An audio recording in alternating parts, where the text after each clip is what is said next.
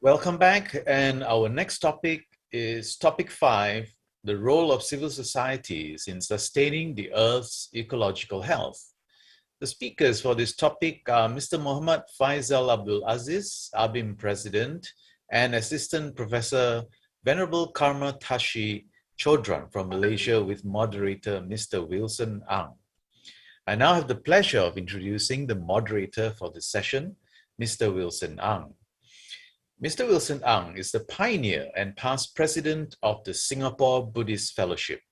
He is currently a board member of the Southeast Asia office of His Holiness the Dalai Lama. Wilson's Dharma study began when he was a boy, and he completed the Young Men's Buddhist Association examination at a tender age of 16. He enjoys raising awareness of Buddhism through music, conferences, and public talks. He has organized and chaired several international and local Buddhist conferences, including Buddhist musical plays, notably Sadhu for the Music, which was performed at the Singapore Esplanade. He finds it a blessing to share the Dharma at temples and various public forums, and leads fundraising projects to help the less privileged. Let us welcome Mr. Wilson Ang to continue the session. Over to you, Wilson. Thank you, Brother Chong. Good morning, distinguished guests, venerables, eminent scholars, and our Muslim and Dharma brothers and sisters.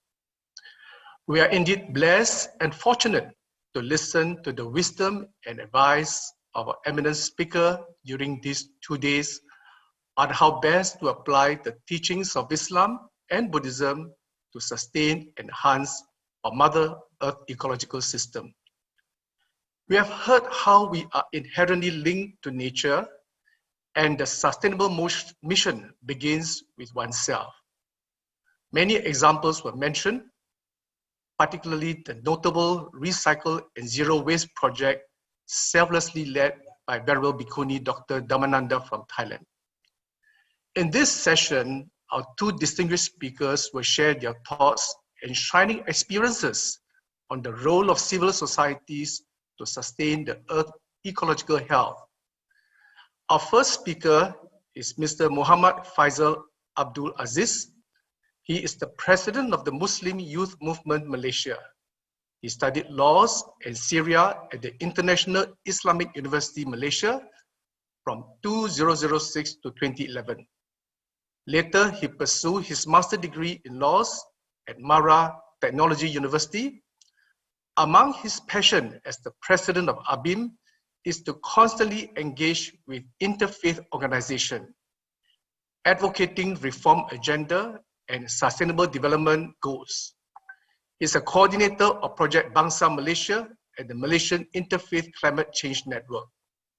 He's also the author of the book, Islam and the Future of Reformist Thought and Cosmopolitan Islam and the Forging of Bangsa Malaysia. Brother Faisal, I pass the mic to you. Thank you, Mr. Wilson. Assalamualaikum warahmatullahi wabarakatuh. My respected colleague, Assistant Professor Dr. Karma Tashi Chodran, and all members of the floor, academicians who contributed, Dr. Farida, Dr. David Loy, and our respected guests from Tibetan Buddhists and also from Malaysia. Alhamdulillah, now we have reached to the 5th session that we continue on the topic of the role of civil society in sustaining the global world, especially in preserving or conserving our mother planet. I have a slide. Okay. Before I begin, I would like to share several phenomena that reflects the adverse effect of the climate change. Next. Okay, next. Okay, first about natural disasters. Secondly, about our food security or food crisis. And the third one is health degradation.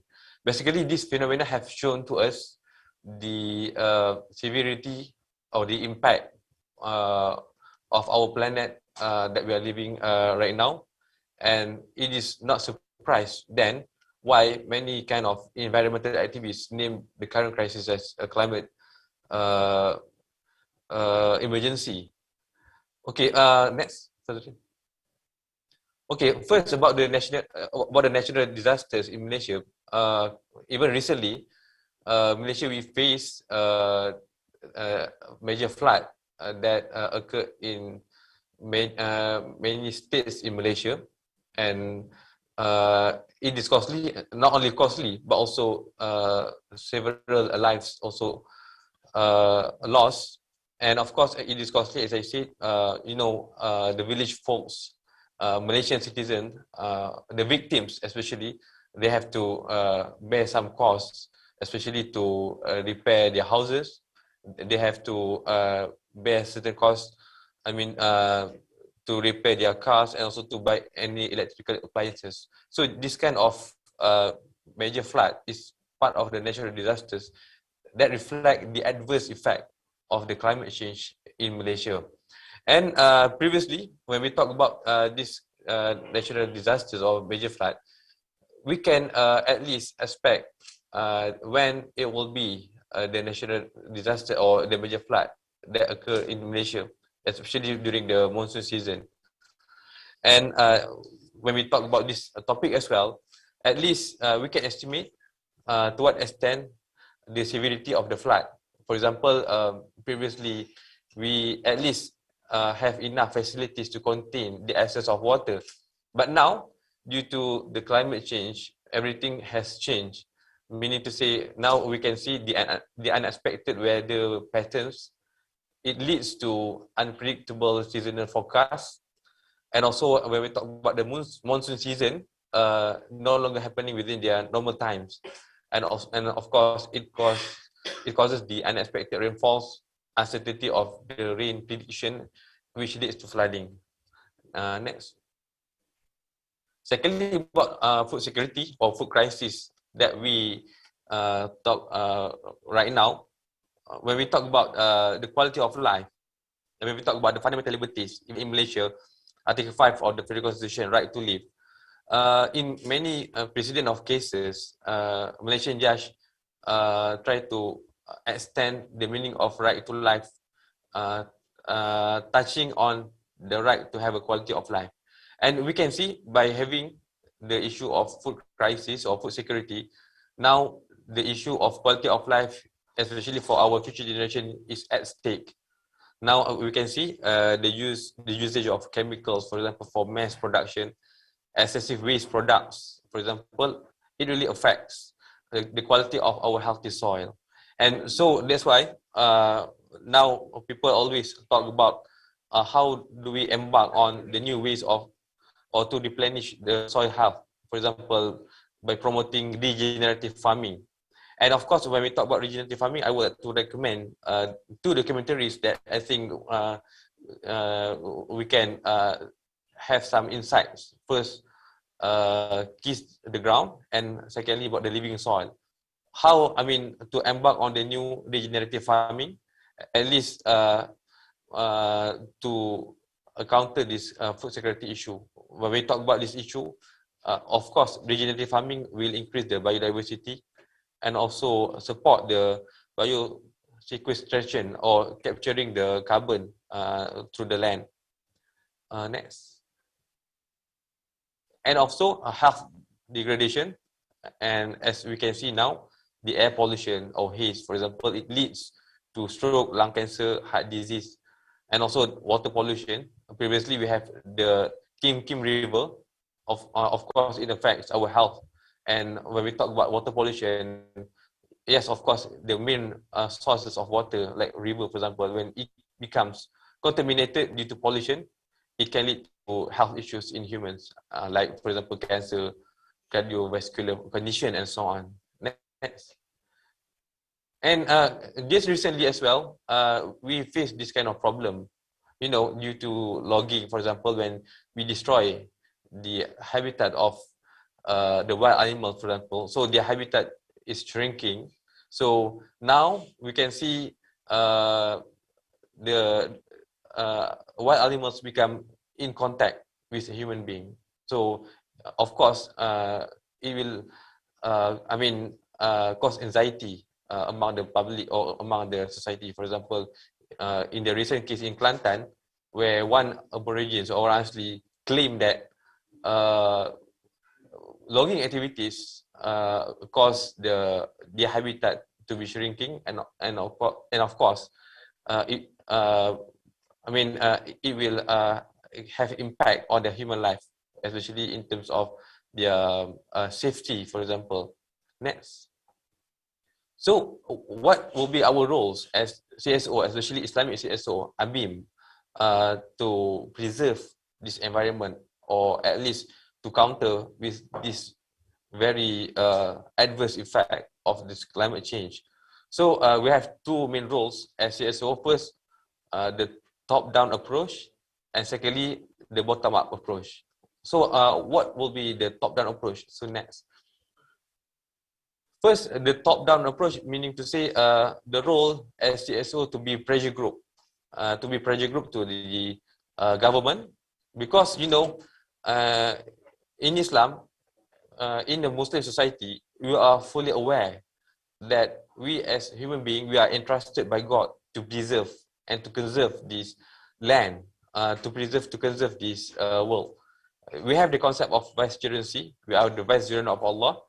The role of Khalifah, because it is an amanah, it is a trust by God to preserve this world, to preserve this environment.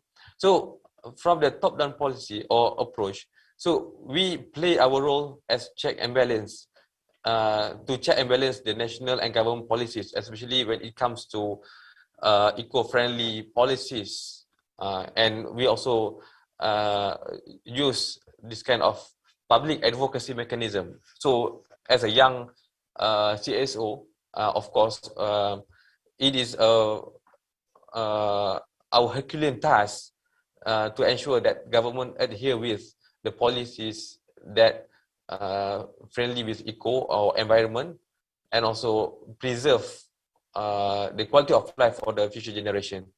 Next.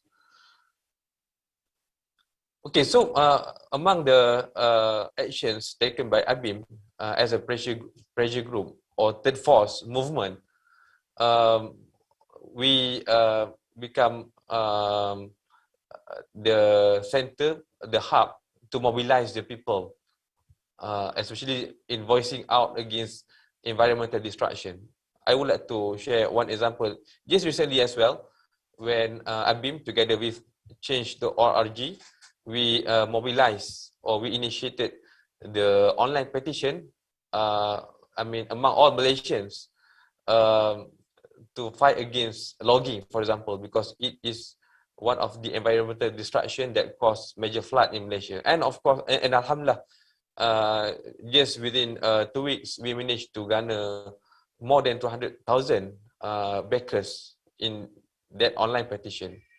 Other than that, we also play our roles to ensure that the current economic policy emphasize on sustainability, climate resilient, and also low carbon. So when we talk about development, we have to become NGO that always advocate the low carbon and climate resilient or sustainability policies, as against the commercial, just a mere commercial development. So next. These are among the campaign that we have conducted. If you can see in the forest, we fighting against the degazettement of the permanent reserve forest status by Selangor state government, and also at the right side in the office of Suhakam, we also conduct protests against the land reclamation projects by Penang government. Not only by Penang government, but we also issued statement against the project land reclamation in Melaka. Because at the end of the day, by having this kind of land reclamation project, for example, it affect or it diminish the marine life, for example, and also the quality of life of future generation. And of course, when we talk about the commercial development, forest, I mean, the question that we pose, why should you de-gazette the permanent reserve forest status just for the sake of commercial development? So these kind of things that we advocate to fight, to preserve or to conserve the environment. So next. Okay, the second approach is bottom up. It is more on educational approach, how to educate the public to preserve the environment. So we promote the moderate lifestyle. In Islam, we have wasatiyah, not to exceed in spending, for example, in consuming, for example. So anything we do, we must be moderate enough. We have to go back to our culture, our tradition, to have moderate lifestyle or wasatiyah. So we educate, or we conduct the education program for the youth, for the school students, for example, on planetary health and on eco-friendly consumption. Next. For example, we advocate the campaign consumption based on planetary health principle. Yeah, this one of the example how we empower the religious teaching as tool to educate public on preserving the environment. For example, you know, in Malaysia we have the structure of halal certificate, where the Department of Religious Affairs issue halal certificate for a restaurant, for any products that wish to sell their products to Muslim. So for us, instead of just issue halal certificate with certain criteria stipulated by religion in general, why should not we include certain eco-friendly criteria? So for us, it is like educational awareness for the public, especially to preserve environment while consuming. So for example, using recycle bins, reducing waste, avoiding plastic materials, providing alternative for use products. So this, I think, should be implemented, but of course in stages, because perhaps it will cause certain difficulties, especially for restaurant operators and so on. But in the long run, for us, this kind of campaign need to be implemented by the religious affairs in Malaysia, so that we can educate the public, as I said, when they consume certain products, they have with their full kind of awareness to preserve the environment. And we were grateful at this time. We were given a green light by Professor Dr. Azizan Baharudin when she was director of IKIM. So IKIM and Prof. Azizan invited me to bring this campaign through the radio channel of IKIM, Islamic channel. Next.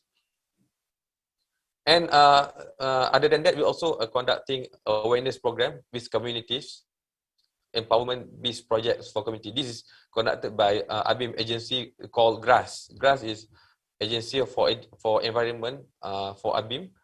The first is Solar for Palu.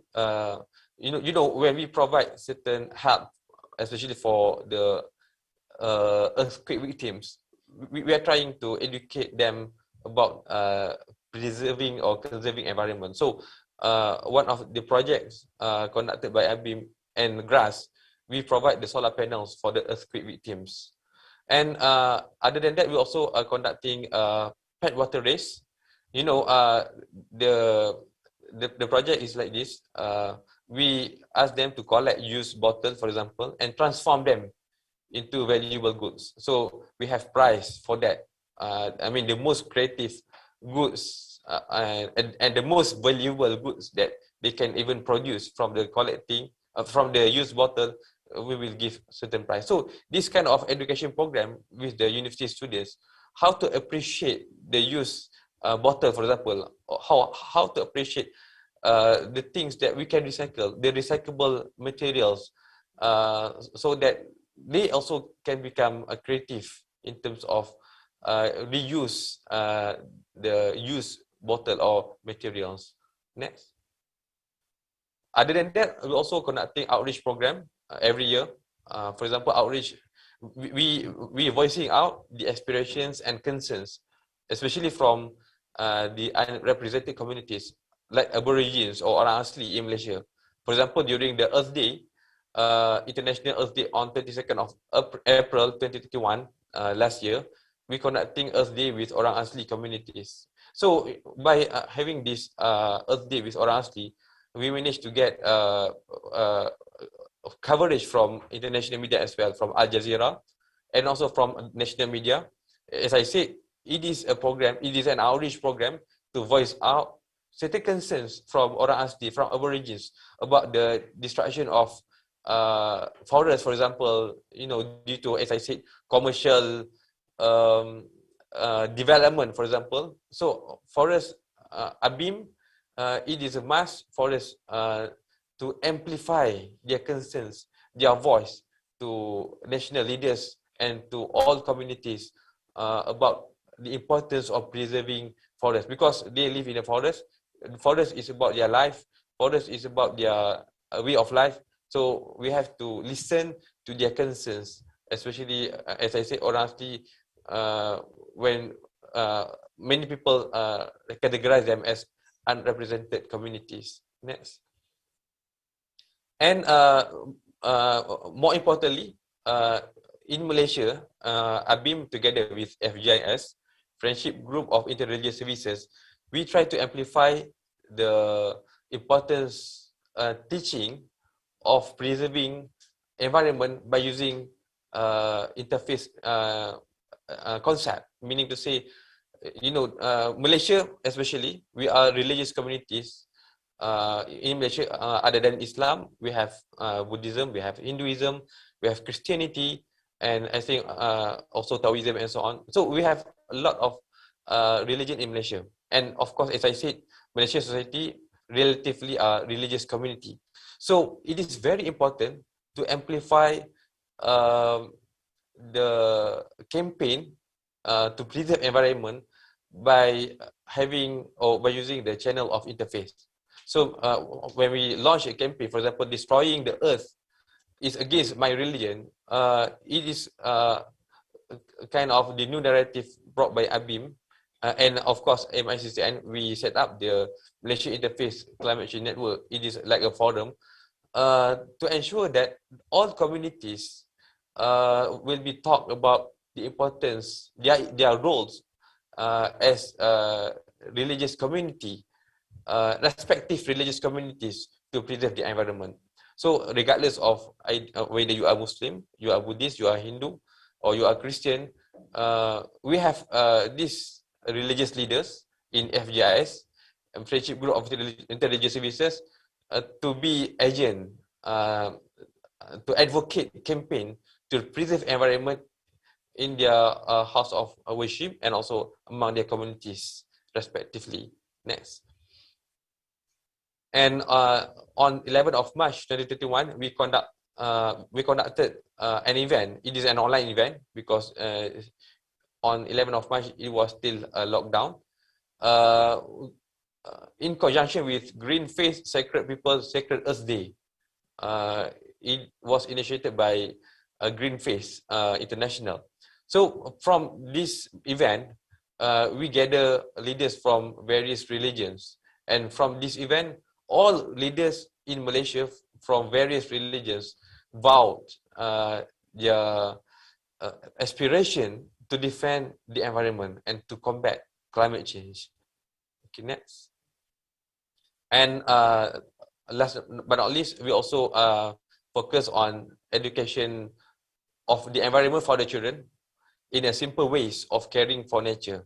So, like our kids, for example, the simple ways how to educate our kids, for example, children, about promoting environment.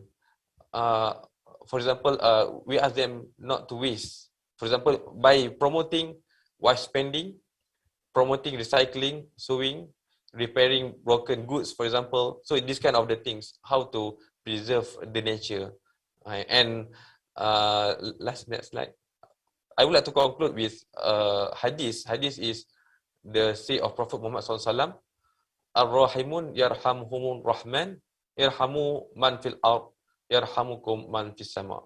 Prophet Muhammad sallallahu alaihi wasallam, peace be upon him, used to say, those who are merciful will be shown mercy by the most merciful, meaning by Allah.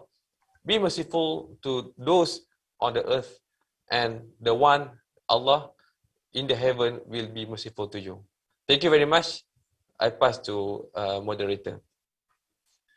Thank you, Brother Faisal, for your strong leadership to champion the various remarkable top-down and bottom-up approach and projects to promote the Earth ecological system. Thank you, brother. Our next speaker is Assistant Professor Venerable Dr. Karma Tashi Chodron. She is a Buddhist nun from the Tibetan Buddhist tradition.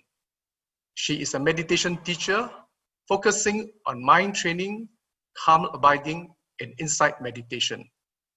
Trained as a civil engineer, she also holds a Master of Arts in Buddhist Study from the International Buddhist College, Thailand, and a PhD in Environment and Resource Study from Mahidol University, Thailand. An environmental sociologist, her doctoral thesis was on the topic of environmental ethics. Venerable Karma is currently an assistant professor in development studies at the University of Nottingham, KL, and deputy director of education at the Rajana Buddhist Council of Malaysia, and the religious advisor to the Malaysian Buddhist Consultative Council. Venerable Karma has authored many articles in academic journals and written 2 books on conservation: The Jakun and the Pahang Peat Swamp Forest, published in 2006, and Respectful Listening, The Jakun as Partner in Conservation, published in 2009. Please let me invite Dr. Karma for his next session, for the next speaker. Thank you very much, Brother Wilson, the very kind introduction. Very good morning to all brothers and sisters, distinguished venerables, and also distinguished speakers, as well as my friends who are participating this morning. Thank you so much for inviting me to share a little bit about the role of civil society in sustaining the environment. So please allow me to share my screen. I have a PowerPoint slide which I would like to share, and I would like to know whether you're able to see the slide. Starting up. Okay, Starting now we can up, see. Coming up. You can see it? Okay. Now we can see. Thank you so much. Thank you so much. Okay, right. Civil society is actually a very, we speak a lot about civil society, yeah? But first allow me to introduce the concept of civil society.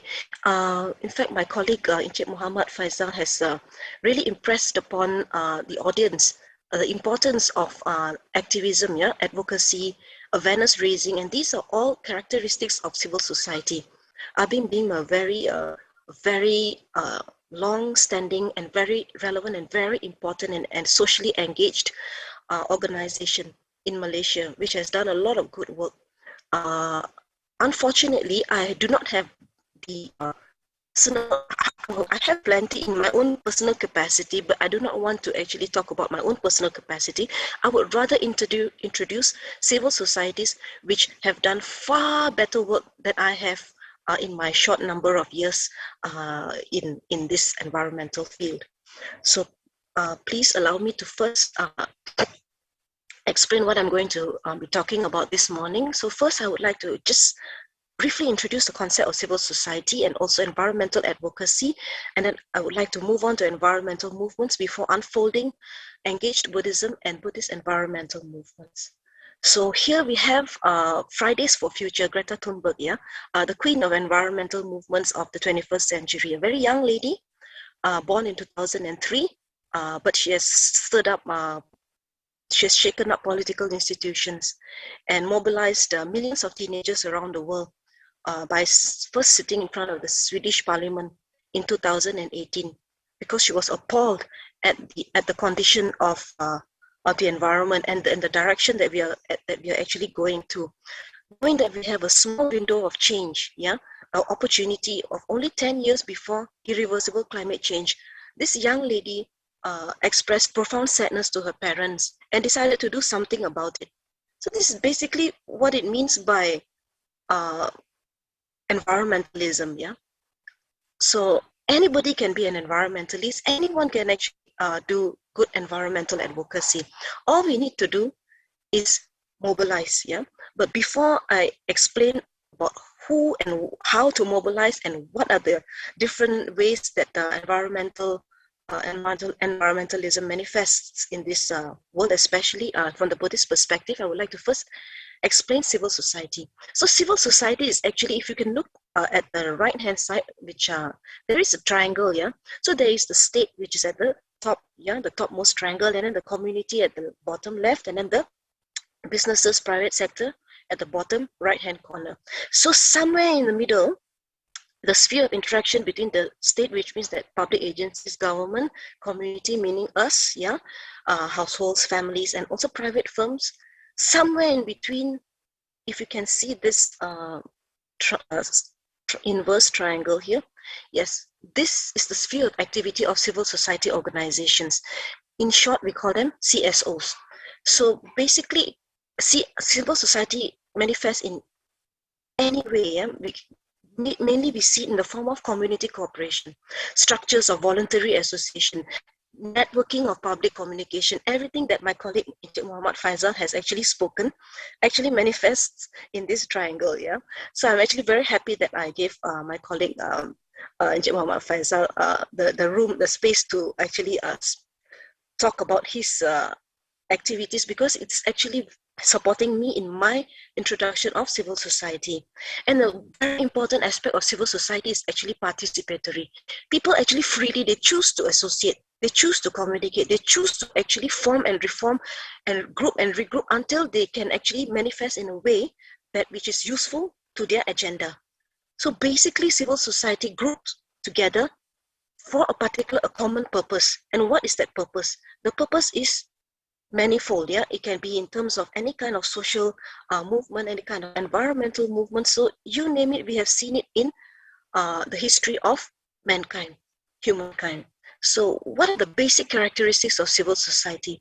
Basically, civil society, ideal civil society should actually have the space, yeah, the political space, the freedom of autonomy to actually advocate. Yeah, so we have to have relative independence from the state, and not too much aligned to the private sector also, because do not want to lose our neutrality. And the most important characteristic is that we come together to express and to defend, to express our common intention and to defend our common interest. And we have seen many areas.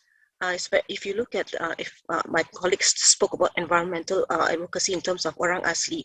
Yes, the Orang Asli, I've worked with them for a number of years, and I've also lived with Orang Asli for 3 years.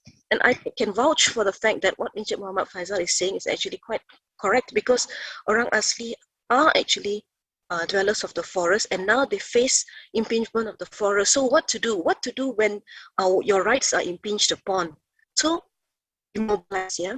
So now we have got many Orang Asli networks in Malaysia with the support of mainstream networks like, for example, ABIM and also other like university, etc., coming together in order to express a common interest. And that interest is that, please let us respect the environment, let us live in harmony with nature, and let us live together with nature, and let us not be alienated from nature.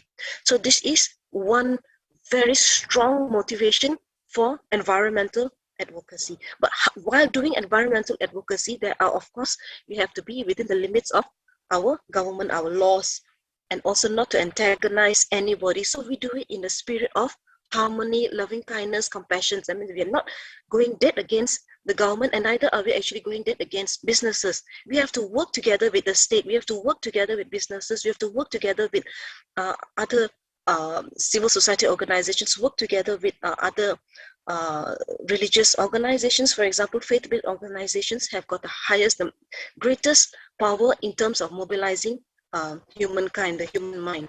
So knowing where our health status. So instead of being antagonistic in nature, civil society, which actually can work together and in harmony together with everyone, that is the civil society that's going to yield the best results.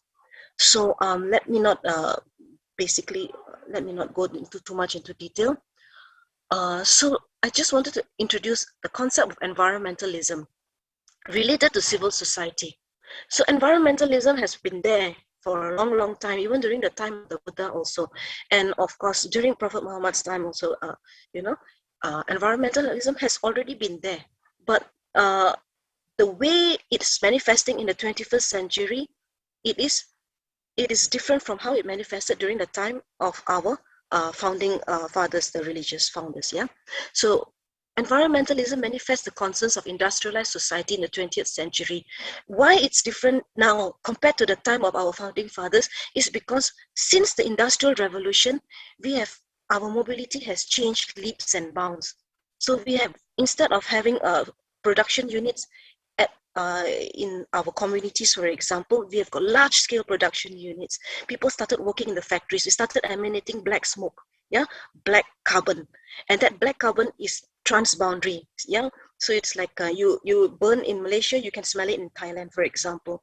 So the extent of environmental crisis, the environmental pollution, is transboundary, and its impact has already been identified by scientists as going to be irreversible if we do not do anything by 2030, which means that the global warming, the irreversible climate change, which is like beyond the 2 degrees Celsius, if we do not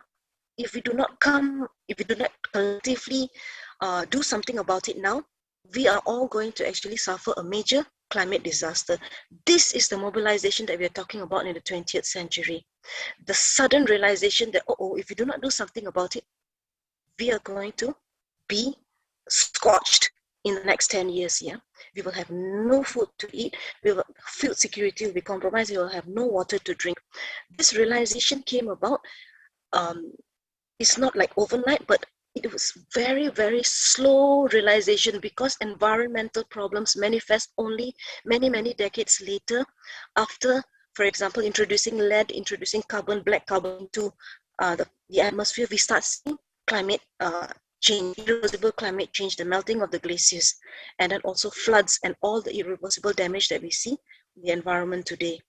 So what can we do about it? Is it something for an individual to do, or is it something for communities to do? Is it something that the state should do? Is it something that the business should do? Should we regulate business? Should the state clamp down on businesses? Should they shut down businesses? Should we actually go back to appropriate technology, lead simple lives? What should we do? So there are multiple perspectives here. So basically, civil society organizations involved in environmental issues are highly diverse. They pursue various interests, from environmental protection, sustainable development, poverty alleviation, animal welfare. And where did these ideas culminate?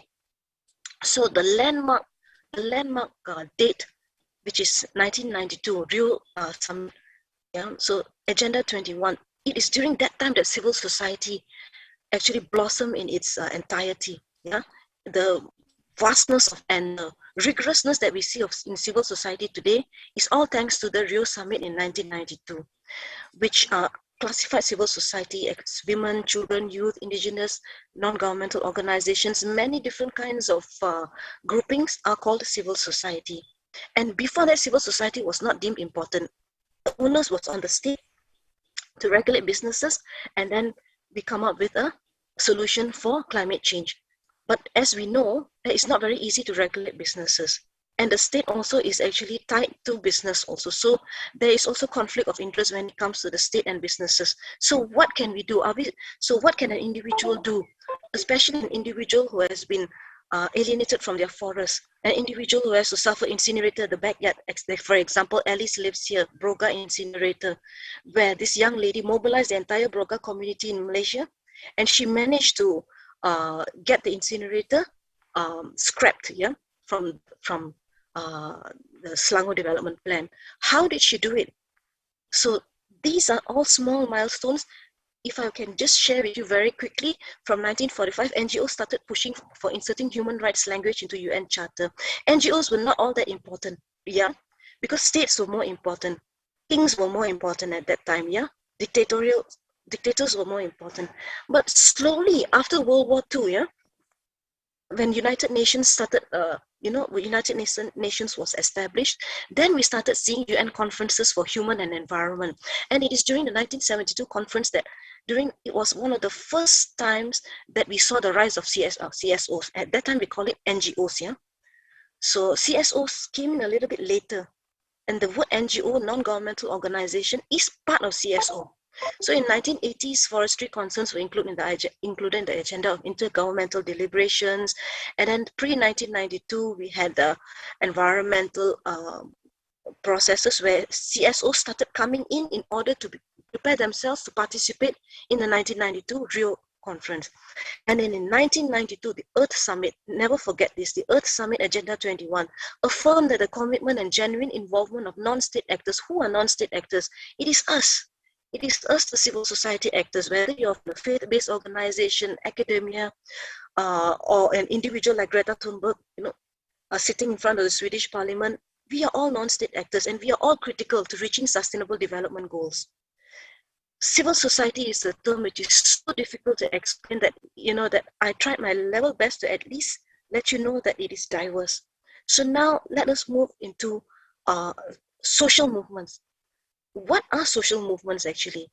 So civil society organizations, there are many who actually do good works like WWF and also Wetlands International in Malaysia. We have got Malaysian Nature Society. We've got so many of these, yeah. But they do incremental work, and their work is very important, but they do not immediately manifest, and their impact may not be as strong as social movements. Now, what is the difference between social movement and all the other NGOs? A social movement is a network of informal interactions between the plurality of individuals, groups, and organizations. And when do social movements come about? When there is disaster. When there is a disaster, when there is a very, very strong motivation, for example, people feel very tired and the fear of Greta Thunberg and others, our young society, when they start feeling fear and their helplessness and they do not know what to do, that is the time they mobilize. And one of the great successes of social movement is that when people have a shared active identity or a shared collective motivation. Here, we are all human beings. We are all human beings and we are all going to die if we do not do something about reversing climate change right now. So this is the reason why social movements have been far more effective as civil society compared to other civil society organizations. So let me very quickly introduce to you what's a social movement. Social movement is a terminology introduced by the German sociologist Lawrence von Stein in 1848. Yeah, it's actually political movements fighting for the social rights which are understood as welfare rights. So it suddenly culminates when there is a sense of urgency, and bingo, we have a sense of urgency in the 21st century. Now, what kinds of sense of urgency we have? Transboundary pollution, which leads to irreversible climate change. I think that is the major one that we're focusing on. And environmental movements have come and have gone. It's not, they come and go according to the need of the day. But there are environmental movements which still persist till today. And new environmental movements keep coming up. So we have got environmental movements like, for example, the Chipko movement in India is a tree hugging movement, the Narmada Bachao movement, Save Ganga movement. Why I mention India is because the tree hugging movement, which is very popular, started from India. And what kind of social movements in India? In the 1700s, in a place called Kajarli, Marwar region, Rajasthan state, there was this one young lady. Her name was Amrita Devi. She was a Bishnoya. She, along with other villagers, she hugged the tree. She's against the king of the land wanted to cut all the trees in order to build a new palace. And these women said that no, we would rather our heads be cut off than have our trees, than lose our trees. So if the trees are saved in exchange of our head, it will be a cheap transaction, Amrita Devi. And her head was cut off. But at the end, but later, after cutting off 300 over people's heads, finally the king realized that the people are very persistent. And this became the first environmental movement in India. So we also have got other movements like Chipko movement, tree hugging movement, which is a mirroring of this Bishnoi movement. So we've got tree huggers. Where did the tree huggers come from? The tree huggers came from this Amrita Devi. Yeah? So you've got so many other movements. And now please allow me to explain to you from the perspective of Buddhism, which I think is why I'm probably invited here. Yeah. So my teacher, Venerable Thich Nhat Hanh, coined this term engaged Buddhism in the 1950s. So what he did was, he took some aspects of Buddhism and said that, look here, the whole world is suffering. And at that time of Vietnam War, and then world wars just ended, and the world was recovering from serious human rights abuses and serious environmental destruction. So monks, Buddhists, especially monks, cannot just sit inside the temples and do nothing about it. So monks must actually come out and do something and help society. In the past, monks were basically confined to their temples and spreading loving kindness and compassion from the confines of their temples, hoping and praying that it will reach the masses. But in Tibetan Buddhism, in Mahayana Buddhism, we have this concept of aspiration bodhicitta and engaged bodhicitta. Aspiration bodhicitta is the intention to want to help alleviate the suffering of the world. But we just cannot have the intention without actually doing something about it. So that's where we call it the engaged bodhicitta. So this engaged bodhicitta and engaged Buddhism is one and the same thing. So it's a fresh new look at Buddhism. And what is so fresh about it? In the 20th century, Venerable Thich Nhat Hanh said that, come out of your temples and start serving sentient beings. How do we serve them? So it's like there are many contemporary situations which warrant direct intervention from the Sangha, from the Buddhist community, especially the monks who always sit in the temple, in generally speaking, in the past, yeah.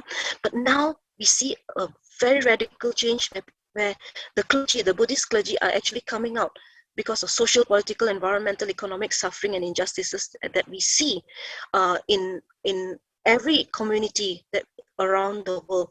So it is time that we leave the comfort of a meditation cushion and come out to serve sentient beings. So engaged Buddhism applies the teachings of the Buddha to social life in order to bring about social change. And environmental advocacy is one of the ways of social change. So according to Venerable Thich Nhat Hanh, to be is to interbe. So we are who we are, but we are not who we are if we are not related to others. Since everything is interrelated, there's nothing in this world that arises on its own. Everything arises depending on causes and condition. We can never stand alone. We are dependent on the trees, the sun, the moon, the water, and the kindness of others in growing the food, in bringing the food to us, cooking the food for us. So we are definitely not standalone beings. Realizing our interconnectedness, this is the primary motivation for a social movement of this kind, yeah. Venerable Thich Nhat Hanh's vision of engaged Buddhism, that since we are indebted to the entire universe for our sustenance, and if the environment is ruined, we will never sustain. We will not be able to sustain because we are interconnected.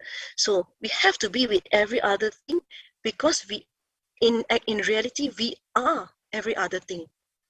So the concept of engaged Buddhism has been picked up by Ajahn Sulak Sivarasa, and also His Holiness the Dalai Lama, the 14th Dalai Lama, is also a major advocate of engaged Buddhism. Even though we do not, His Holiness may probably not use the word engaged Buddhism, but His Holiness and Venerable Thich Nhat Hanh are all singing the same tune. They are saying that socially engaged Buddhism extends across public engagement in carrying and with social environmental protest. So it's a non-violent way of overcoming conflict by channeling your energies for a common good. And that common good is coming out and helping to alleviate the suffering of this world.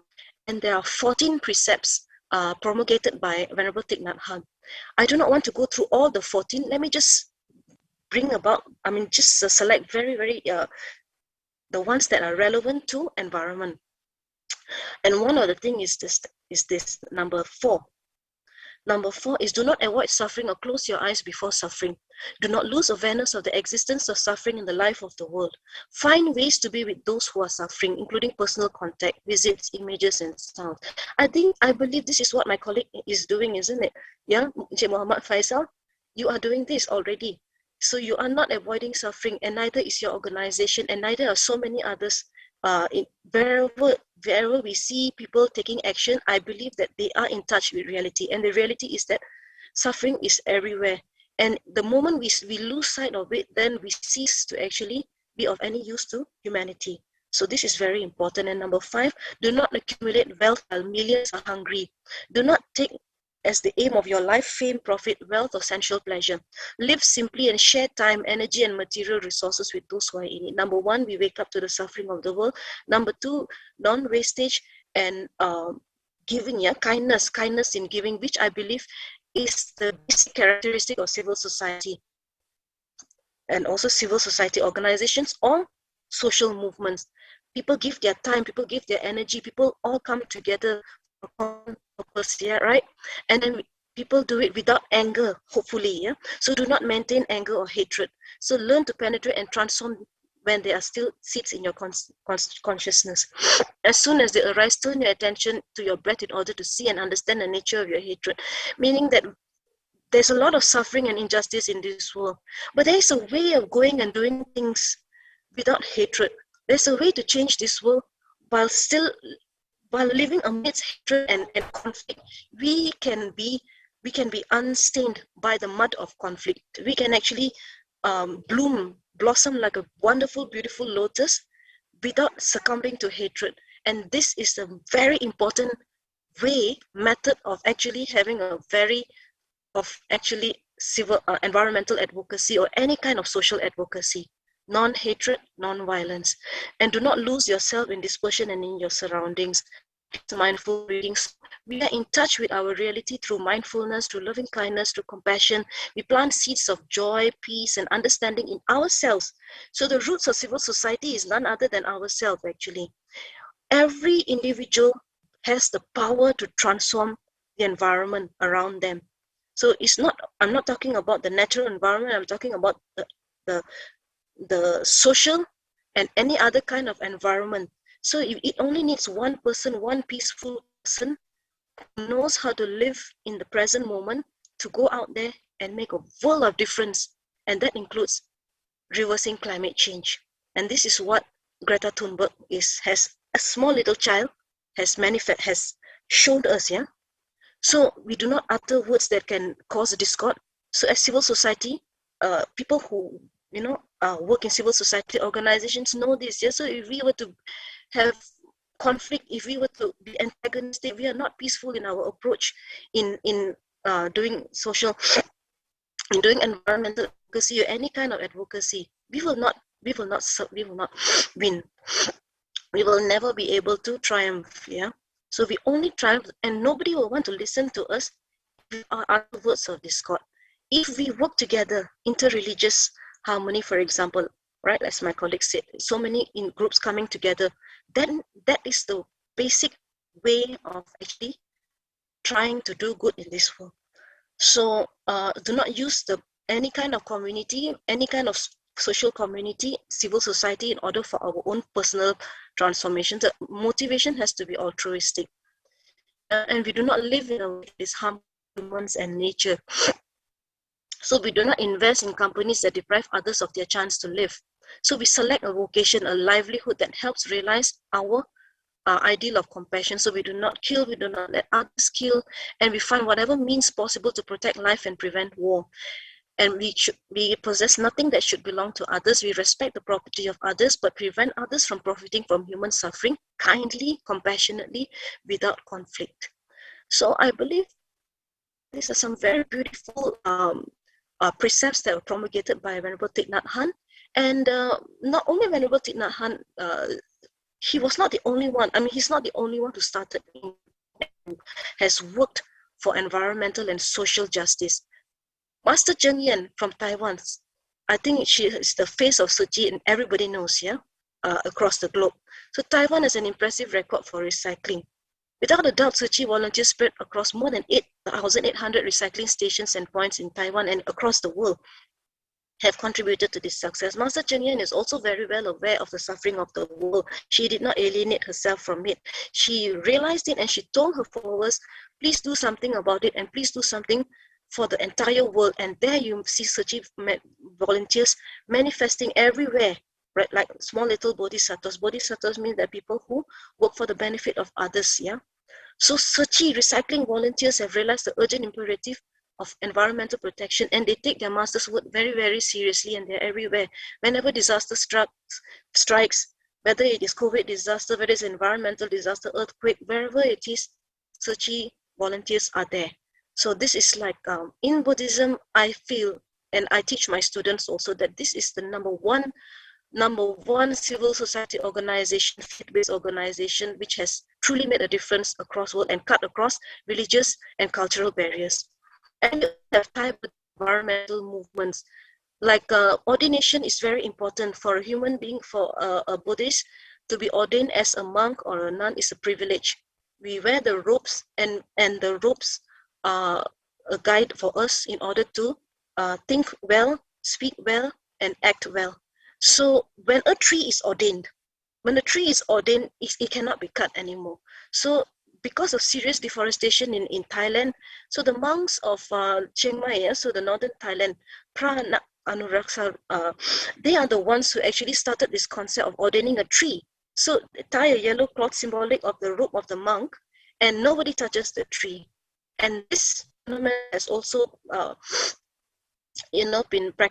has also manifested in Cambodia and Vietnam and Burmese, and among Burmese monks in the last 2.5 decades. So what to do if one listens to you, ordain a tree, right? And you can read Susan M. Darlington's book, The Ordination of a Tree, a 2012 publication. Okay, in terms, and other masters also in the Buddhist tradition, Tibetan Buddhist environmental movement, for example, the Gyalwang Karmapa started Koryuk, because he's passionate about the environment and realized that we also have a very serious environmental disaster in the Tibetan plateau. The glaciers are melting. And when the Tibetan plateau melts, who is going to suffer downstream? The people in the Gangetic plains are going to suffer, having no water, and during the rainy season, they are going to suffer a lot of landslides, mudslides, etc., like Kedarnath and all these kind of disasters that we have seen. Right, so Koryuk has done many awareness raising and also actively promoted vegetarianism in monasteries across India and the Himalayan region. And Gyalwang Drukpa is another very interesting head of he's the head of the Drukpa Kagyu School of Tibetan Buddhism. So the Gyalwang Drukpa is an active environmentalist, educator, and spiritual head of the Drukpa lineage. And Gyalwang Drukpa is very unique because he empowers women and he empowers the nuns. He is the one who actually started the Kung Fu nuns tradition in his nunneries in Nepal. And these Kung Fu nuns are the ones who have cycled 2,000 kilometers across Himalayan region in order to spread environmental awareness. So meaning that they, from Kathmandu right up to Leh Ladakh, going through some of the most treacherous regions in the Himalayan region in order to pick up rubbish and in order to show people that they stand in solidarity with all other environmentalists in this world. And they realize that as monastics, that we should not be sitting in our temples and just praying so that other people do the work, but we ourselves should come out and start raising awareness and start picking up the rubbish and start living life very, very frugally and be an inspiration to other people through our body, speech, and mind, through our actions. Yeah. So here you see Gyalwang Drukpa is actually cycling a bicycle together with his nun. 2,000 kilometers is not a small feat. So this is also faith-based organizations are also civil society organizations. And I believe that I have captured the essence of what civil society organizations can do, are doing, and have done. And I really hope that this inspire many more. Instead of sitting down on your meditation cushion, come out and serve sentient beings, because we only have less than 10 years before irreversible climate change. And when climate change happens, irreversible climate change happens, then we will see a billion-fold greater suffering than we see today. And this is real. As an environmental sociologist, I am telling you also that the climate science, even though we have a lot of people who say that climate science is not real, climate science is real. We can see it manifesting everywhere, and it is time that we take action. And let us come together either as an individual or through your respective faith-based organizations or any civil society organization, or join a social movement, or register yourself on as a member on Avas, or sign Avas petitions, online social movement petitions, and let your voice be heard. Plant a seed of environmental consciousness in your mind today and the mind of others. And I'm sure that it will germinate very, very quickly like mushrooms. Thank you so much. Thank you, Dr. Karma, for educating us on the pivotal role of CSO. You have shared many examples, the social movement like the Turkey environmental movement. I think those are excellent examples and hopefully inspiration for many of us to follow. So now we come to the Q&A time. We use the same format like all the other earlier session. Please raise your hand function in Zoom if you have any question to ask. Otherwise, you can post it on the chat group. And if you intend to ask the question over Zoom, please unmute yourself and then ask your question, after which you then mute yourself. So let me have a look here to see whether we have anyone raising the hand. Okay, so let me just scroll it. I have a question here from Brother Tan Chi Kyong. It's a rather long question, or perhaps a comment, but just let me read it. Mr. Faisal, I was excited by you and Brother Pig interview by Bernama about IBED Conference. I wonder if in Malaysia we have a national level IBED Conference in Bahasa Melayu. I think there are two obstacles in my wishful thinking. First, as long as Buddhist community does not take initiative to use Bahasa Melayu as the medium of communication in the form of publication and speeches within their own community, it will be rather challenging. If you use English, as you would turn off many Muslim grassroots participation, and if you use Bahasa Melayu, you will turn on many Buddhist grassroots who uses Chinese or English as their lingua franca. Second, as long as the Islamic authorities in Malaysia continue to champion for non-usage of Bahasa Melayu in the non-Muslim communities and publication for fear of proselytization, it will also discourage the Buddhist community to use Bahasa Melayu as a medium of communication. Brother Faisal, would you like to comment, please? Okay. Yeah, thank you, Brother Chi Kyong Tan, for the suggestion. I think it is a good suggestion to conduct or to prolong this discussion. Actually, first, you know, even in fact, not only in Malaysia but in the global world, we have the issue of so-called xenophobia, or you know, that disunite the communities across the globe. So at least having this conference like conducted by TBCC and ABIM and our friends organizing committees, ISTAC, at least it is kind of the new narrative.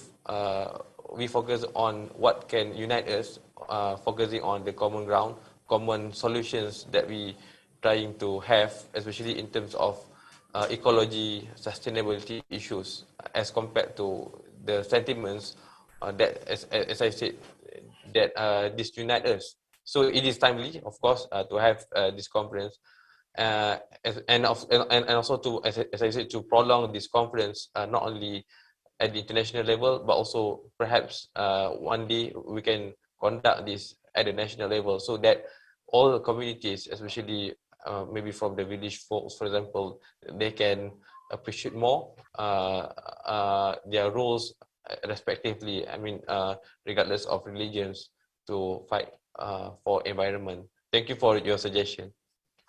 Right, thank you, Brother Faisal. Dr. Karma, there's a question for you from Mr. Nuruddin Al-Akbar. The question is, can you explain the similarities or differences between the ideas of engaged Buddhism and liberation theology in Latin America? Hi, thank you so much for your question. To be very honest with you, I'm not familiar with the liberation theory of Latin America, so I am unable to make a back-to-back comparison. However, I would like to just make a very general, give a general overview of engaged Buddhism and how it can be, and how it's actually manifesting in many other different environmental movements I see. Yeah? It doesn't matter whether it is a Latin American movement or it is a Malaysian movement, but the spirit of engaged Buddhism is very, very, very simple. If you see suffering, and if it touches you, then you go out there and you do something about it without harming others, meaning that without having a mind of a conflicted mind, without having a mind of a toxic mind where we go and we complain incessantly about everything under the sun. You know, we complain about politics, we complain about politicians, we complain about our environment, we complain about everything under the sun. The thing here is to stop complaining and to start doing something about it. And because complaining stems from a mind which is rooted in some sort of conflict, and that conflict is actually rooted in hatred. A hatred mind, meaning that a mind is a painful mind which cannot see a way out. But a liberated mind is something which engaged Buddhism is trying to teach us, that it's just a simple choice, and whether you want to live in utter despair or you want to come out and do something about it. If not for yourself, if not for others, at least do it for yourself. So instead of, and then most people think that civil society, meaning that we have got to go there and shout slogans, that is a conflicted mind. So according to Venerable Thich Nhat Hanh, if you go out there and shout slogans, you're part of the problem, not part of the solution. People who chant slogans and who manifest hatred in the streets in the form of demonstrations and all, these people have not actually been able to benefit themselves. So how can they benefit others? How can they benefit the environment? First, in order to benefit the environment, first we have got to check our own minds and see where is motivation coming from. Is it for some personal motivation, which is fair enough because we all don't want to die to be scorched by the sun in 10 years' time. And if we can feel a little bit more for others, then we come out and then we start doing something. If we cannot come out physically during the lockdowns, we can at least sign a petition. There are hundreds of petitions out there. Or we can stand in solidarity with somebody else, say a good word, popularize or raise awareness of somebody else's activities. Like I'm very pleased with my brother Muhammad Faisal and Abim's activities. So I will definitely not hesitate to raise awareness and share with my other friends also what are the good works that are being done. So this is engaged Buddhism. Engaged Buddhism is not about trying to come up with something spectacular for oneself or to glorify oneself in order to or to become popular, but it's actually to do something to help somebody who is suffering. And if we ourselves are suffering in terms of our mind, and if we feel that we are incapable, we can at least support somebody else by signing a petition. Once we are ready, once we feel that our minds are capable of doing such work, then we physically come out and we help alleviate the suffering of the world. I don't know whether my explanation makes sense, but that's how I understand it. Thank you, Dr. Karma. Indeed, right speech and right actions is really the essence of all that we're talking about to really improve our ecological system. There's another question for you, Dr. Karma. How about the ecological engagement of the Buddhist community in Indonesia? How do they work with the Muslim community in Indonesia to achieve their goal for ecological health? Thank you so much for your question. I wish I'm more well-versed in the Indonesian context. I wish someone had asked me about the Malaysian context. Yeah. I have got many friends in Indonesia who are actually doing quite good work in terms of environmental advocacy. And some of them are actually Sangha also. Sangha meaning the community of monks and nuns, yeah. So maybe just to share with you something that my friends are doing in Indonesia, that it's very simple. They practice vegetarianism. They do not harm other sentient beings. Yeah. And then they also actively, they have their own farms, you know, they are into organic farming, and then the produce that they produce without pesticides, herbicides and all, and then they eat that in their community, their practice community. Pretty much the same as you see in other parts of the world also, like in the Himalayan region, for example, also. And even in Thailand, there is a Ajahn, I cannot remember the name now, but he has got a vast tract of land in Chiang Mai, and he cultivates all different types of fruit and vegetables for own consumption. So basically what they are doing is they're living sustainably on a very, what do I mean by sustainable? Meaning that they do not, they try not to purchase food from outside as best as possible, and to be very self-sufficient, to grow what they need to grow in their own vegetable plots, and also to save the money to generate income for their monasteries, and at the same time their bodies are untouched by pesticides and herbicides, and at the same time whatever little surplus that they have, they can generate income for their monasteries. That's as much as I know. But if you ask me about the Malaysian context, I would say that we still have got quite a long way to go in terms of our environmental realization in Malaysia. And people like me should actually be doing more. But I have not been able to do more because I have also been busy sitting on my meditation cushion and also busy lecturing in my lecture theatre. To be very honest with you, it's true. Yeah, I can talk, but then again, I'm very interested in combining my effort with others. If there's anyone from the Buddhist community who wants to combine the efforts, let us all work together. But having said that, Sechi is already here in Malaysia for many, many years, and you can see their recycling centers. And Sechi recycling centers are in Indonesia as well. Certainly, Sechi recycling centers are everywhere. Yeah? And and I myself send my whatever, you know, I Venerable Tenzin Dadun, who is also now here with me. She is very paramount in my household.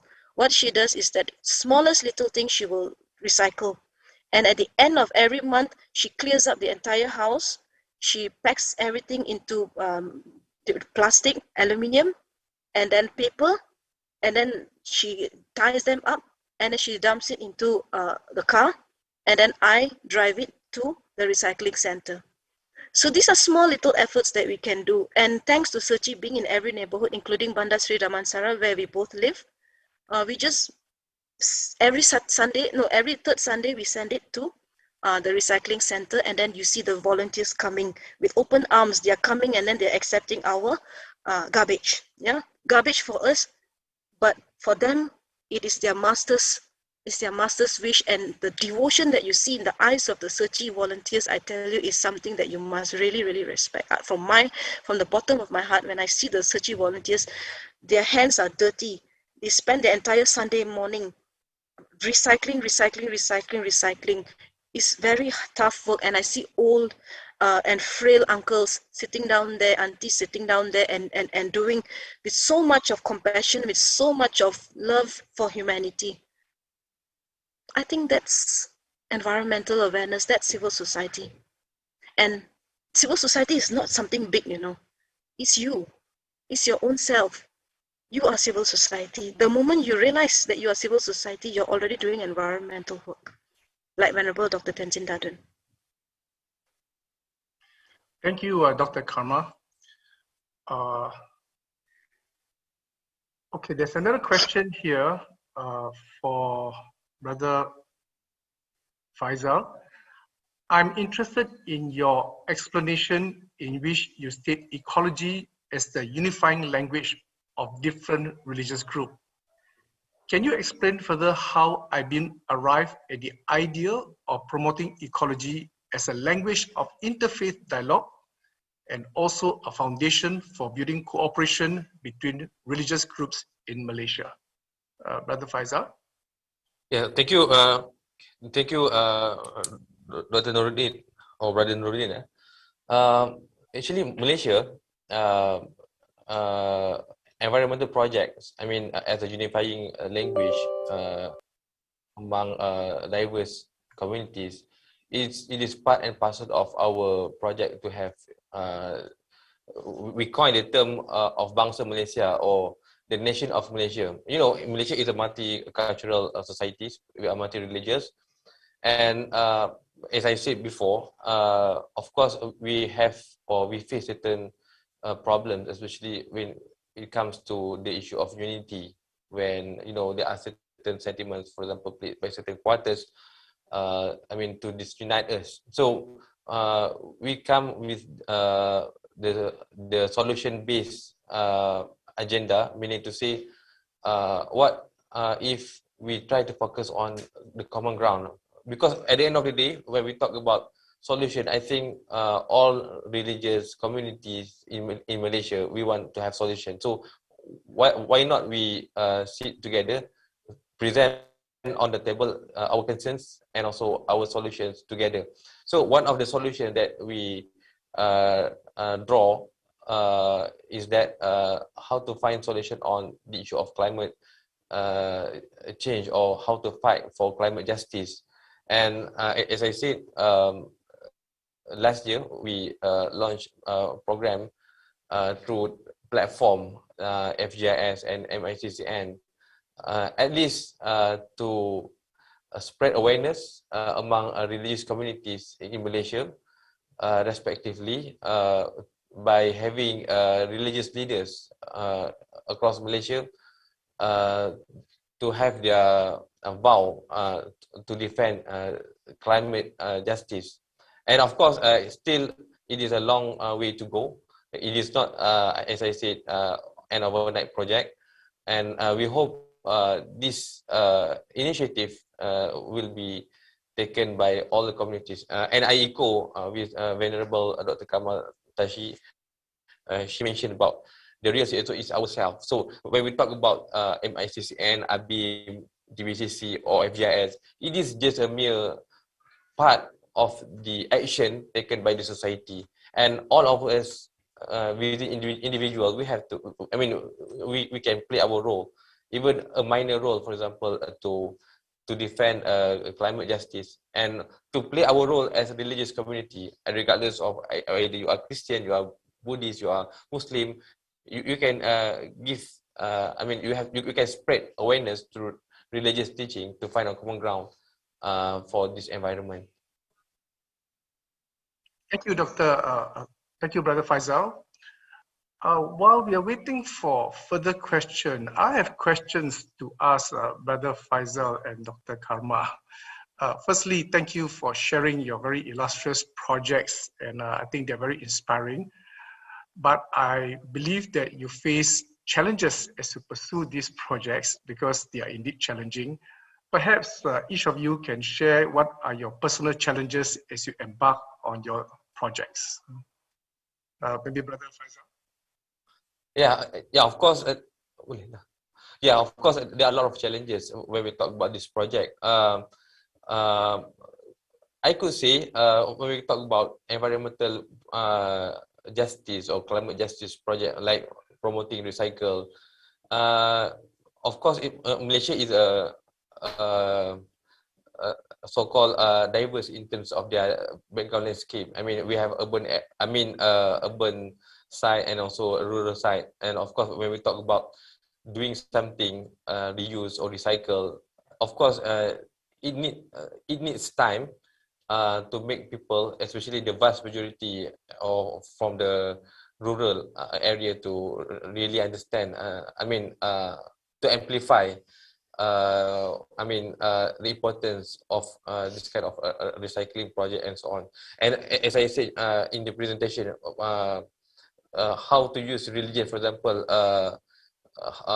green technology in house ownership. Of course, we have a lot of challenges, because not all communities really understand how to ensure that the house ownership is really green, especially in terms of the green mosque, for example, in our cultural society and so on. So during for example, breakfast, for example. So, but of course, it is a process.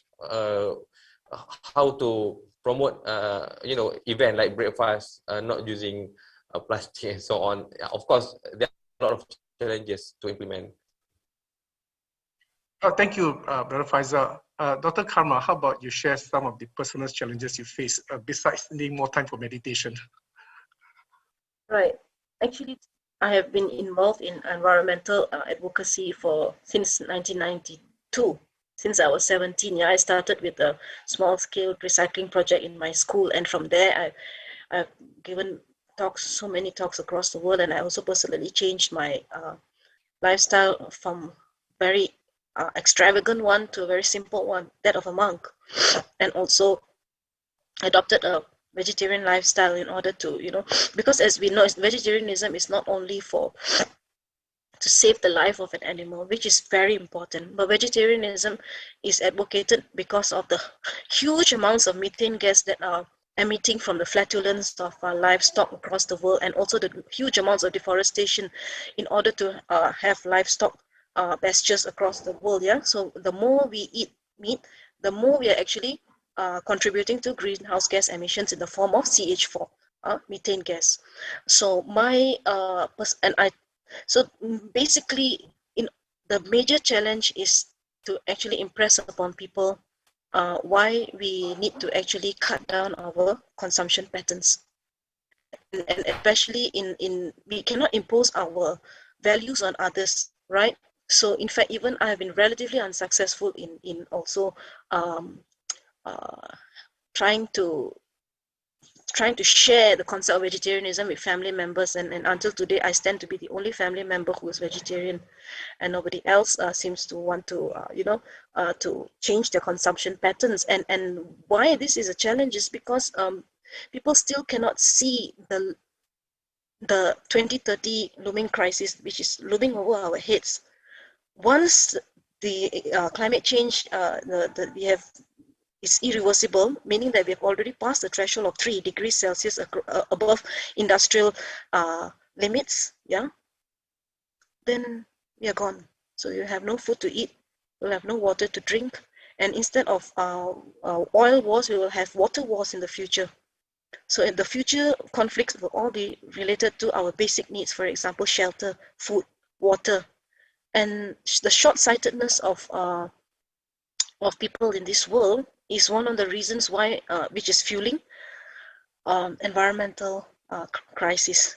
So the next time we pick up a bottle of water, or we waste water, we have to think about how many people do not actually have water to drink, and how many people do not have water to wash. So if I would encourage anyone to actually take a trip to rural India or Africa, and also in parts of rural Malaysia also, and see whether we have enough water or not. I've worked in Borneo, I've worked in Sabah, Sarawak, and all that. There's not enough water. Believe it or not, there isn't enough water, clean water to drink. So once you're put in that kind of situations, only then can you appreciate what you have. But until such a time, it's very difficult. So this is my major challenge, actually. The major challenge is how can we actually transform the minds of young people are much better now, but the older generation, like people above 30 years old, 35 years old, very difficult to actually get the message across, because they've already been in this consumption pattern for many years, and it's very difficult to change. So that's a very good question, Brother Wilson. Thank you so much. Right. Thank you, Dr. Karma, for sharing your personal challenges. We have a question from the Zoom participant, Geshe Tashichiri. You may unmute and ask your question. Yes, thank you for the both speakers. Very inspiring in a speech. My question is, to Dr. Venerable Chudrin. Talking about social movement, in the West, when you are studying social anthropology or something like that, certain movement to become a social movement, one of the key factors, there must be a deep grievances or deep sense of unfair treatment to receive from your opponents. Your opponent's treatment is very unfair. Therefore, there's a deep sense of grievances that really fuels the movement to start and to continue. So on the one hand, if we agree with that as one of the key factors, certain movement to become social movement, on the one hand, to have that kind of grievances, but same time not holding anger or grudge towards your opponents. How can you do that from the practical point of view? Thank you. Thank you so much, respected Geshila. I believe that Geshila already has the answer to this question, but still I will try to do justice to the audience by answering your question. Yes, absolutely true, Geshila. Yes, from the Western social anthropology perspective, yes, there is a need for a particular grievance, a sense of marginalization. When one is marginalized and one's rights are impinged upon, then yes, people collectively come together in order to set whatever that is wrong right again. And that usually follows with a lot of personal anger, grudge, and bitterness. So this is why I would like to fall back upon the concept of bodhicitta from the Mahayana Buddhist perspective. I believe that the concept of bodhicitta can never steer us in the wrong direction. And first, let me explain to our participants what the concept of bodhicitta is. Bodhicitta is actually a mind of enlightenment. It's actually a spirit of wanting to alleviate the suffering of others, because we cannot bear to see the suffering of others. It's not because we are angry that people are suffering. It's because we have bodhicitta is motivated by, it's grounded in compassion and loving kindness. It's a very strong sense of sorrow that's coming within oneself, that somebody else is suffering and I need to do something about it. That is bodhicitta. So when we sit on our questions, which is important too, yeah, we generate the aspiring bodhicitta, meaning that we want to do something about it, and then we train our minds towards it without anger. And once we are sufficiently capable of not responding in anger, then we can doing some meaningful works outside of our meditation cushion, outside of our practice centers. And that is what we call engaged bodhicitta. Engaged bodhicitta is akin to engaged Buddhism, where we first realize that suffering is actually, from the Buddhist perspective, is actually coming from the deeds that we have done in the past. So nothing happens without any reason. Everything happens depending on causes and conditions. And we have created those causes and conditions. It's not that somebody else created it for us. So we either as an individual or collectively created those causes and conditions. And so therefore now we cannot complain. So we should have realized when we were making those decisions, the wrong decisions, which actually put us in this position in the first place of suffering. So now that we realize that we are already suffering and we realize that others are suffering, so if we were to be caught up in the web of anger, then we are only going to perpetuate more suffering and we will end up suffering even more in the future. So that's not a very wise thing to do. So the wisest thing to do is acknowledge that we have actually created the causes and conditions for our own suffering, and we are the only ones who can actually come out of this mess. And to come out of this mess, we must be very careful not to be stuck in the mud of anger. So only to the realization of how we came here is because of mental poisons of anger and also greed, rooted in ignorance. This is the reason why we are here. So in order to undo that, so the last thing we should do is revisit anger and greed. So what we should do is we should actually start to cultivate a mind which is exact opposite.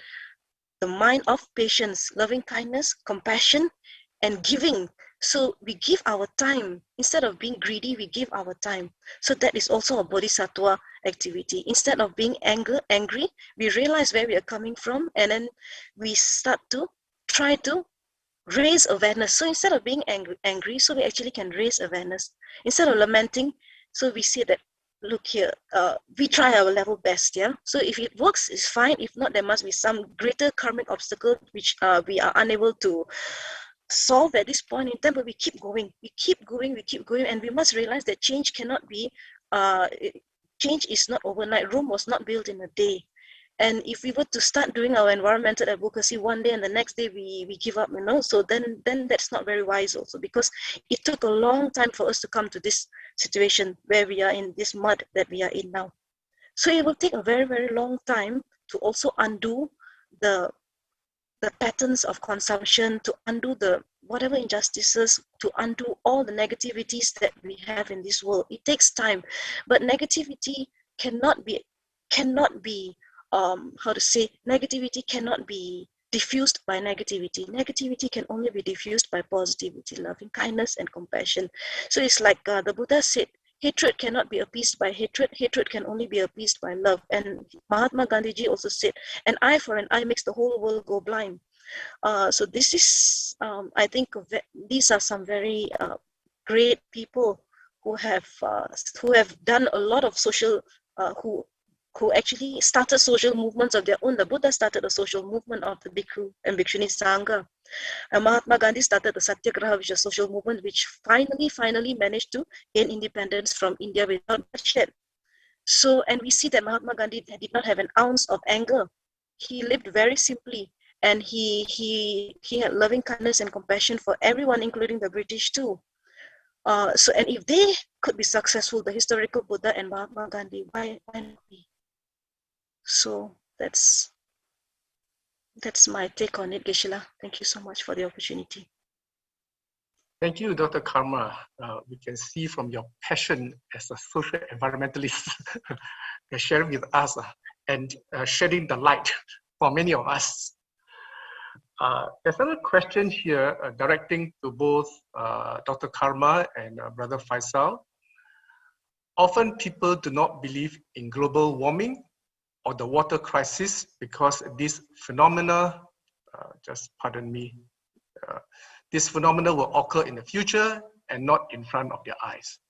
How can Islamic and Buddhist perspective convince the Malaysian and the global public that the future threat is real? In comparison, in the case of COVID, there are still many who do not believe in the existence of a virus.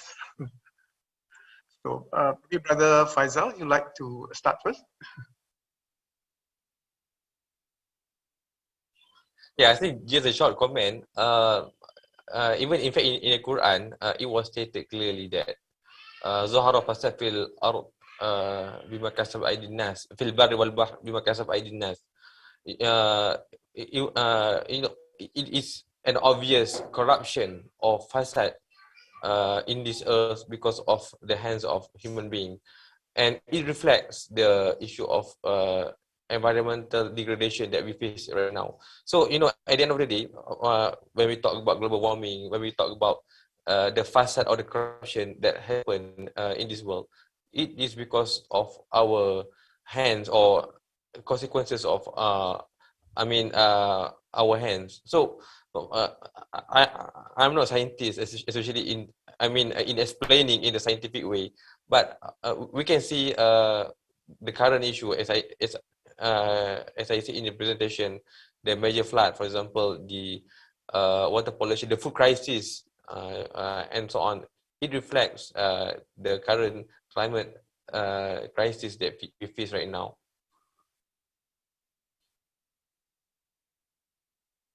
Thank you. I will also try to answer the question, Brother Wilson. Okay, basically we cannot convince people who do not want to be convinced. It's very difficult, yeah. It's the same as, it's like this. We all know that we are going to die. But how many of us actually live in accordance with the principles of our religion, you know, like do good, avoid evil, purify the mind? We don't, yeah. So it's like halfway, you know, we suddenly forget and we go back to square one, being unmindful again, you know. So but death is real. We cannot say that everybody in this world knows that death is real, but we forget. Yeah. So in the same way, people who may not be able to appreciate climate change and all, I would like to invite them. Maybe I should organize a trip to India or somewhere, yeah? or to sub-Saharan Africa and see the dwindling water tables and see the aridification, the desertification. And perhaps we should live 1 month there and then we will come back very different. It's like it's like for us Buddhists, we go for meditation retreats and then our teachers talk about death and impermanence again and again and again and again in a controlled environment, and from there we slowly change our minds. Or if we see a dead body, if we go to a funeral, then instantly we change our minds for 2 days. But 2 days is better than not at all, yeah. So in the same way, I think that we can organize some kind of tours to places which people live in less, underprivileged people, because of the effects of people like in countries, developed countries like how we live our lives, we do not see the impact on others. So women are the first to face the impacts of ecological crisis, and also the poor. So it's like people sitting in palaces, people sitting in offices and mansions may not feel the impact right now, but the impact is already being felt by people in the Gangetic Plains, Sub-Saharan Africa, Latin America, and even Malaysia. By the Orang Asli, they are already starting to see the impacts. Why don't we go and visit them? Live with them for 3 days and see whether we can tahan or not. Tahan meaning, can we actually sustain? If we can sustain, then it's good for us, but I believe that we cannot. So that is awareness raising. That's also a civil society advocacy that I was talking about. Thank you. Thank you, Dr. Karma. Indeed, a very good suggestion. Well, we have time for one last question. And this question to address to both speakers: how do we sustain hope while seeing such climate injustice and the violence against Mother Earth? How do we move past the sorrow while also holding the guilt or shame of knowing that our own consumption pattern may be contributing to the harm of the climate crisis, as we actively try to go waste-free, lower carbon footprint, vegan, and so on? Brother Faisal, you want to start first? Boleh. Yeah, okay. Just 3 points, short points. Okay, first, in Islam, we are talk about the moderate lifestyle. You know, the term of wasatiyah. I mean, you should not be excessive not only in our lifestyle, but in terms of our opinion. I mean, we have to be moderate enough. We have to be, balanced between the two extremes.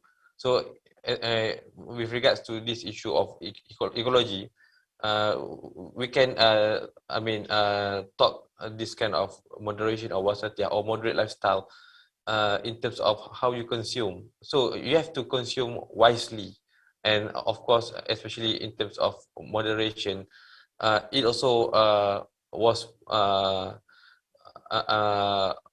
awarded by God as a stage of Ibadur Rahman. I mean, there's one stage when you are moderate, not too stingy, but not too excessive in terms of consuming.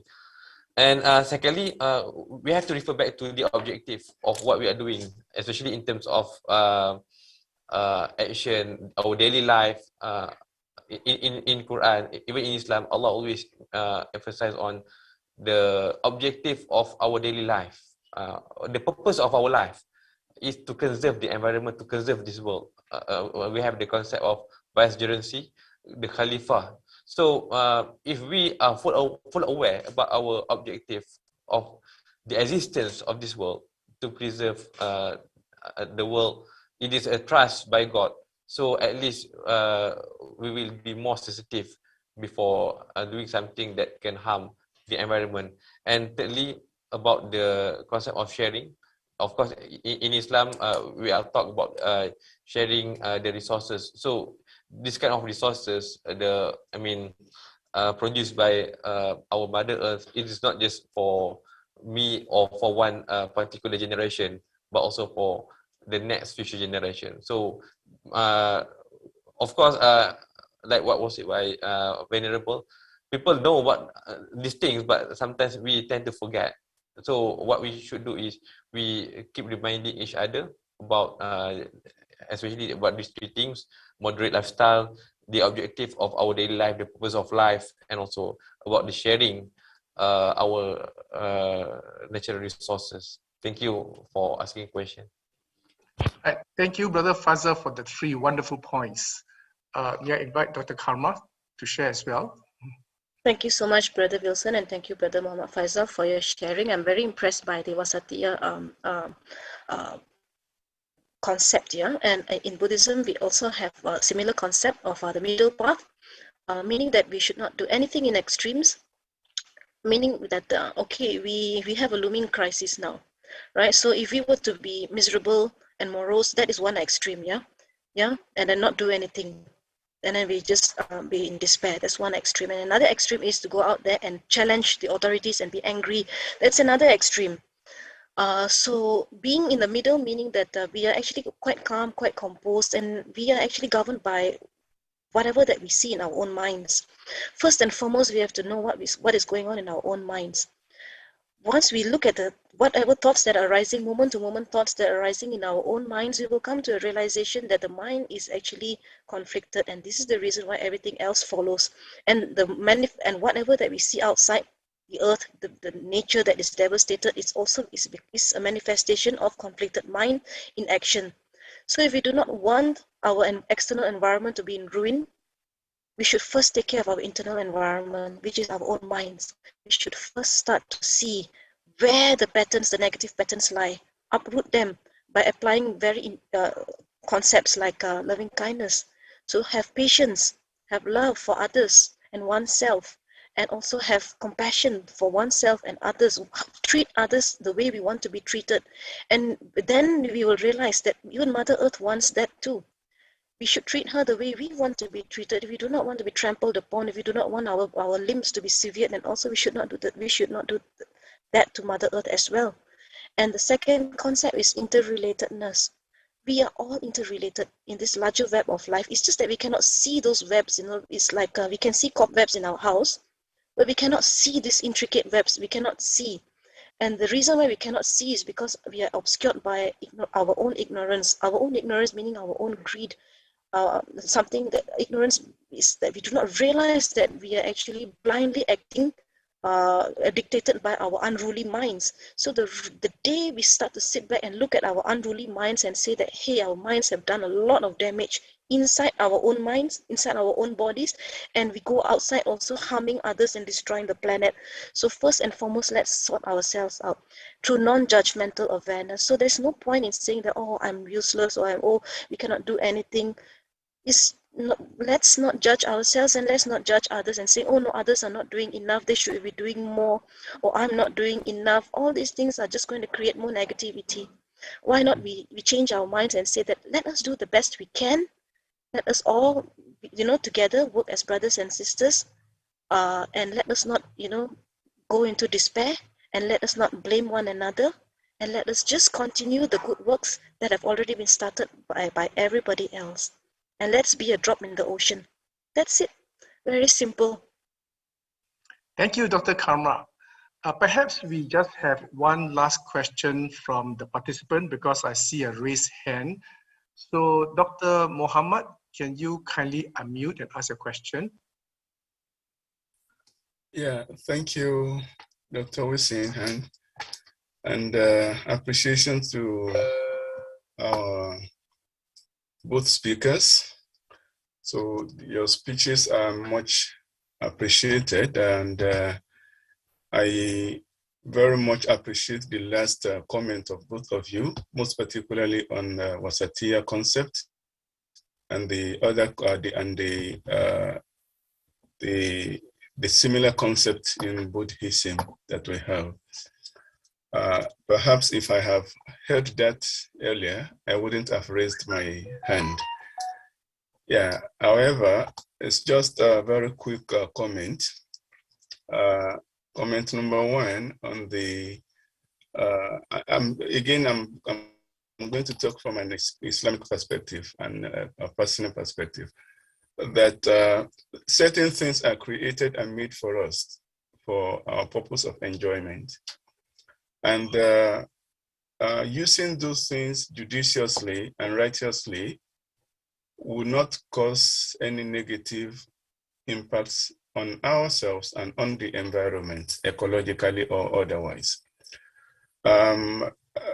This is, we have in Islam the basics of Kul Manhara. I think our brother, doctor from Abin, will enlighten further. Kul Manhara Mazinatallahi Ladhi Akhrajal Li'ibadihi Al-Muminin, or something like that. So say, ask them who has prohibited unto people those things that God has allowed and permitted for them. So consuming meat or not going vegetarian by people, I think it will not cause further ecological imbalances, because that is the natural rights of human being or of humanity. Having said that, going too much on that is also will lead us to haram, the prohibition, consuming too much deforestation, too much of hunting, and so on and so much and so on. So will cause a lot. And comment number two here is if we, most especially on the African part, the reason why we have most of this drought and a lot of disasters that we have in there is majorly based on the too much of mining system that are engaged on by the mostly Western powers. So in Ghana, Zimbabwe, Nigeria, a lot of it. So you have foreign powers coming to dig gold, the mineral resources, without replacing anything, without caring for the people or for what happens next. I think perhaps it is time, if we want to, if we wish to really be serious in stopping these ecological disturbances, perhaps we need to talk to the foreign powers to stop this too much of mining, deforestation, disturbing our environment. Perhaps if we do that, we will find a very long-lasting solution to that. So those are just two comments I think I have. So thank you all and for your time. Thank you for your insightfulness. I appreciate it, and I've been here since yesterday. I've enjoyed this discussion so much. Thank you very much. So thank you, Dr. Muhammad. We have come to the end of this morning session number 5 on the topic of the role of civil societies in sustaining the Earth's ecological health. And I'd like to thank Brother Faisal and Dr. Karma for your wonderful and personal conviction through your many projects, testimonies, examples, and sharing with many of us, and indeed lead by examples.